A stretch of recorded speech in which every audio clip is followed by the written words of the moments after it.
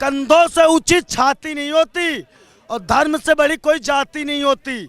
दिया ही नहीं बचेगा तो बाती का क्या करोगे, और हिंदू धर्म ही नहीं बचेगा तो जाति का क्या करोगे। कि सनातन धर्म ही एक ऐसा धर्म है जो सर्व संभाव की बात करता है, जो वसुदेव कुटुंबकम की बात करता है। उनके लिए रामचरितमानस सिर्फ एक पुस्तक है और हमारे लिए हमारी आस्था और भावना है।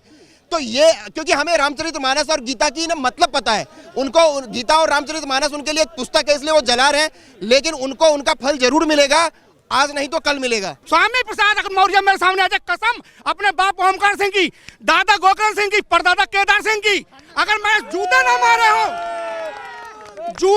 मारे हो उसके स्वामी प्रसाद मौर्य भरी डिबेट में, तो मैं अपने परदादा केदार सिंह की औलाद नहीं। क्या नाम है आपका? रवि हिंदू। सनातन धर्म ही राष्ट्र धर्म है। सनातन धर्म ही हमारा राष्ट्र धर्म है। राम मंदिर हमारा राष्ट्रीय मंदिर है। इस बात को सबको स्वीकार करना पड़ेगा। अगर जो नहीं करना चाह रहा है उसको अलग रास्ता दिखाया गया है, लेकिन सनातन धर्म हिंदुस्तान का धड़कन है, दिल है। इसलिए मैं कहता हूँ कंधों से ऊंची छाती नहीं होती और धर्म से बड़ी कोई जाति नहीं होती। दिया ही नहीं बचेगा तो बाती का क्या करोगे, और हिंदू धर्म ही नहीं बचेगा तो जाति का क्या करोगे।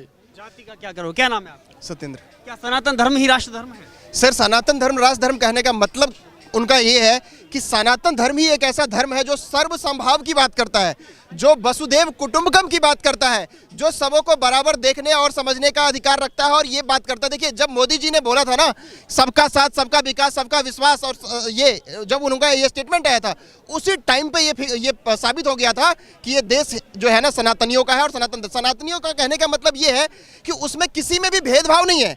वो विकास, डेवलपमेंट की बात करेगा, देश की तरक्की की बात करेगा, देश की उन्नति की बात करेगा। सनातन धर्म कहने का मतलब ये है, ठीक है ना।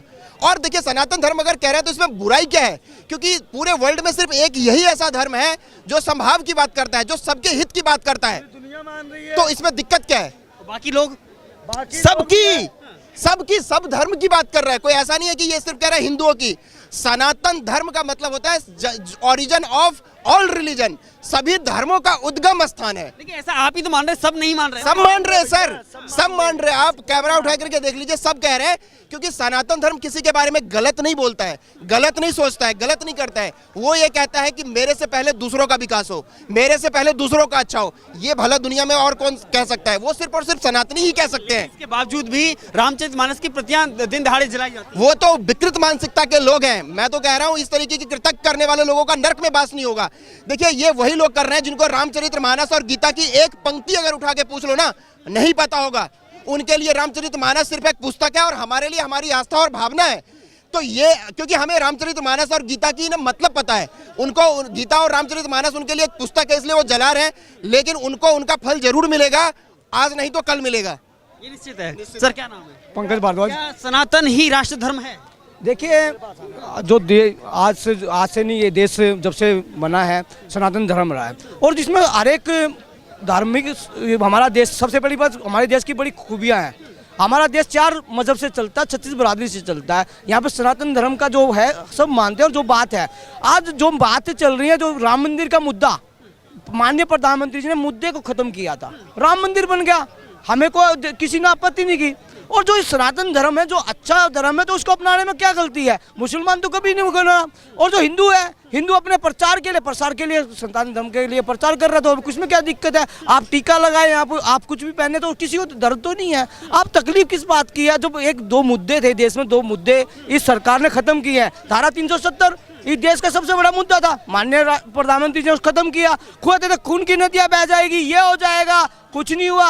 राम मंदिर की बात करो, राम मंदिर की बात थी, सुप्रीम कोर्ट के न्यायालय से मंदिर बन गया। अब आगे बढ़िए, आप जो इस प्रचार प्रसार का, आप अपने धार्मिक आस्थाओं के लिए बात कीजिए। आप हिंदू है तो हिंदू की बात कीजिए। सनातन धर्म ने जो कहा अच्छी बात है, सनातन धर्म में सबका संवेद है, सबका संवेदना है, सबका सेवा भाव है। अब मैं कोरोना काल में जब कोरोना काल था, किसी ने मजहब देखा था क्या? किसी डॉक्टर का नाम से पूछा तू मुसलमान हिंदू है? ऐसी कोई बात नहीं। हमारा देश एक बड़ा ही लोकतांत्रिक और विचारधारिक और वैदिक परंपराओं को मानने वाला, सबको सनातन धर्म का सबसे बड़ी खूबी है। और इस देश की यही खूबी है, इसलिए बाहर की ताकतें हमारे देश के अंदर कुछ नहीं है। जो बाहर की ताकतें हैं इस देश को आगे बढ़ता हुआ देखना नहीं चाहती, गुलाम दृष्टि से देखती थी। उनको ये हजम नहीं हो रहा कि ये दो लोग कैसे इकट्ठे हो रहे हैं।